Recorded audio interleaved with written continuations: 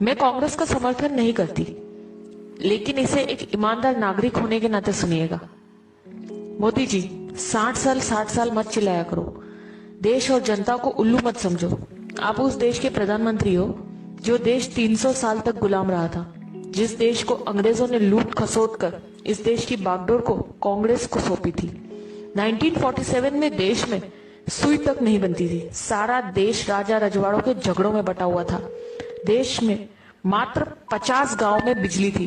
पूरे राजस्थान मात्र में 20 राजाओं के पास फोन था।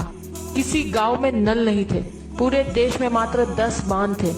सीमाओं पे मात्र कुछ सैनिक थे। 4 विमान थे, 20 टैंक थे। देश की सीमाएं चारों तरफ से खुली थी। खजाना खाली था। ऐसे बदहाल में हमारा हिंदुस्तान कांग्रेस को मिला था। इन 60 सालों में कांग्रेस ने हिंदुस्तान में विश्व की सबसे बड़ी ताकत यानी सबसे बड़ी सेना तैयार की। हजारों विमान, हजारों टैंक, लाखों फैक्ट्रियां, लाखों गांव में बिजली, हजारों बांधों का कंस्ट्रक्शन, लाखों किलोमीटर सड़कों का निर्माण, परमाणु बम, हर हाथ में फोन, हर घर में मोटरसाइकिल वाला मजबूत देश इन 60 सालों में तैयार करके दिया है कांग्रेस ने। भारत ने पिछले 60 सालों में तरक्की भी बहुत की है। भूतपूर्व प्रधानमंत्रियों ने कई इतिहास रच दिए, जिसकी वजह से भारत आज एशिया की दूसरी सबसे बड़ी ताकत है। भारत दुनिया का सर्वश्रेष्ठ संविधान बन चुका है। भारत एशियाई खेलों में मेजबानी कर चुका है। भारत ने भागड़ा और रिहंद जैसे बांध भी बन चुके हैं। देश भामा न्यूक्लियर रिसर्च सेंटर का उद्घाटन कर चुका है। देश में तारापुर परमाणु बिजली घर शुरू हो चुका है। देश में कई दर्जन एम्स, आईआईटी, आईआईएमएस और सैकड़ों विश्वविद्यालय खुल चुके हैं। नेहरू ने नवरत्न कंपनियां स्थापित कर दी गई है। कई सालों पहले भारतीय सेना ने पाकिस्तानी सैनिकों को लाहौर के अंदर तक घुसकर मारा था और लाहौर पर कब्जा कर लिया था। पंडित नेहरू पुर्तगाल से जीतकर गोवा को भारत में मिला चुके थे। नेहरू जी ने इसरो यानी इंडियन स्पेस रिसर्च ऑर्गेनाइजेशन की शुरुआत भी कर दी थी। भारत में श्वेत क्रांति की शुरुआत हो चुकी थी। देश में उद्योगों का जाल बिछ चुका था।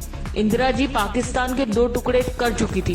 पाकिस्तान 1 लाख सैनिकों और कमांडरों के साथ भारत को सरेंडर कर चुका था। तब भारत में बैंकों की राष्ट्रीयकरण हो चुका था। इंदिरा जी ने सिक्किम को देश में जोड़ लिया था। देश अनाज के बारे में आत्मनिर्भर हो चुका था।